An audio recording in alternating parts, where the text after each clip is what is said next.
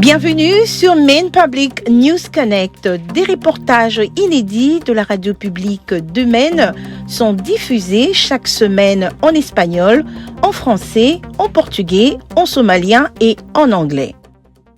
Bienvenue à vous sur Maine Public News Connect et très heureuse de vous retrouver en ce vendredi 13 juin 2025. Au sommaire de ce bulletin d'information, nous parlerons de la manifestation en faveur des immigrants, poursuite judiciaire contre l'expulsion d'un immigrant dans l'État de Maine. Nous parlerons également du financement de la petite enfance et enfin de la course au poste de gouverneur.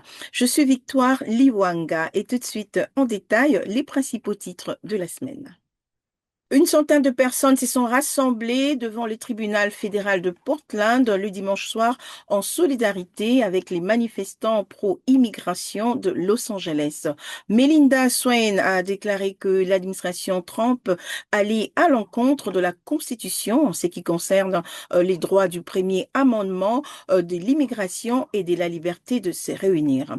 Le président Donald Trump a ordonné aux troupes de la garde nationale et aux Marines de se déployer à Los Angeles après que les manifestants se sont heurtés aux agents fédéraux de l'immigration à la suite de récentes arrestations. Le gouverneur de Californie, Gavin Newsom, a déclaré sur les réseaux sociaux que cette mesure visait à fabriquer une crise pour justifier une répression plus large. Un tribunal fédéral a décidé cette semaine qu'un Congolais actuellement détenu par l'ICI à la prison du comté de Cumberland ne pouvait pas être expulsé pendant qu'il poursuivait son procès en matière d'immigration.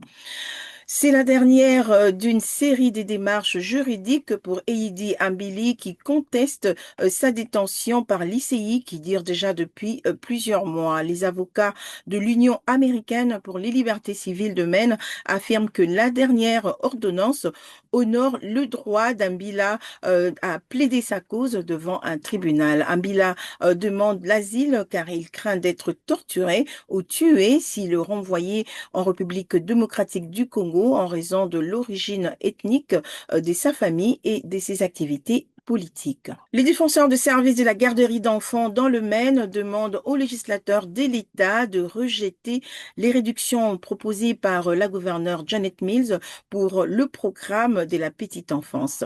Il affirme que la réduction de 30 millions de dollars de subventions salariales pour la garderie d'enfants réduira le salaire annuel moyen d'un travailleur de la petite enfance de 2 500 $ et pourrait forcer certains à quitter le secteur.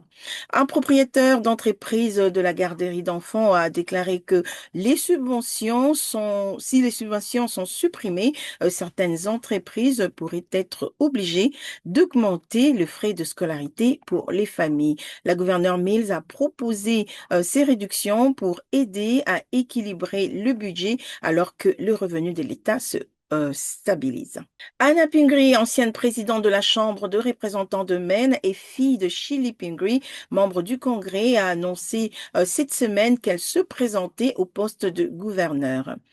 Si elle est élue en novembre 2026, Madame Pingree s'engage à se concentrer sur le logement, les changements climatiques, l'éducation et les questions économiques. Madame Pingree rejoint un groupe de plus en plus nombreux des candidats de deux partis qui se disputent la chance de succéder au gouverneur Janet Mills. C'était Maine Public News Connect. Merci d'avoir été avec nous et passez une excellente fin de semaine.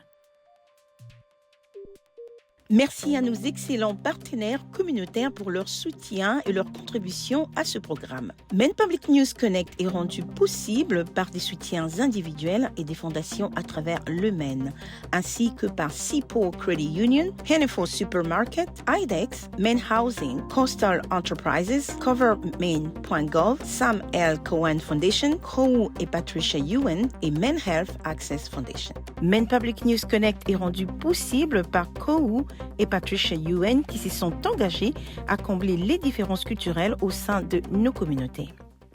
Seaport Credit Union, engagé dans le bien-être financier des habitants de Maine depuis 1931. Présente à Augusta, Scarborough, Portland et bientôt à Lewiston. Pour en savoir plus, consultez le site internet seaportcu.org.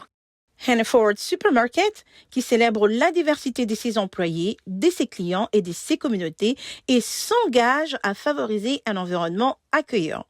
Ensemble, ils sont plus grands que des produits d'épicerie. Et pour en savoir plus, rendez-vous sur le site internet www.hannaford.com.